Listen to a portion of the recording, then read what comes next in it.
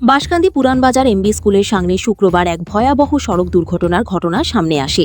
জানা গেছে একটি দ্রুতগতির অটো এবং একটি স্কুটির মধ্যে মুখোমুখি সংঘর্ষ হলে স্কুটিটি দুমড়ে মুচড়ে যায়। অন্যদিকে সংঘর্ষের তীব্রতায় অটোটি নিয়ন্ত্রণ হারিয়ে লাগোয়া স্কুলের সীমানার ভেতরে ঢুকে পড়ে।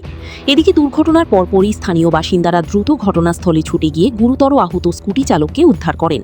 মাথায় গুরুতর আঘাতপ্রাপ্ত ওই ব্যক্তিকে রক্তাক্ত অবস্থায় একটি অটোযোগে পার্শ্ববর্তী হাসপাতালে পাঠানো হয়।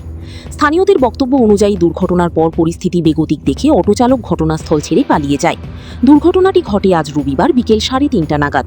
এদিকে আহত ব্যক্তির পরিচয় নিশ্চিত করতে এবং তার পরিবারের সঙ্গে যোগাযোগ স্থাপনের লক্ষ্যে স্থানীয়রা স্কুটির নম্বর AS11EG7701 প্রকাশ করেছেন। উল্লেখ্য, বাঁশকান্দি আউটপোস্ট পুরানবাজার থেকে মাত্র কয়েক মিটার দূরে এই দুর্ঘটনা ঘটেছে। খবর পেয়ে পুলিশ দ্রুত ঘটনাস্থলে পৌঁছে এবং ঘটনার তদন্ত শুরু করে। এদিকে স্থানীয় নাগরিকেরা আহত ব্যক্তির পরিচয় শনাক্ত করতে এবং দ্রুত তার পরিবারের কাছে খবর পৌঁছে দিতে সবার সহযোগিতা কামনা করেন। Assam prime network.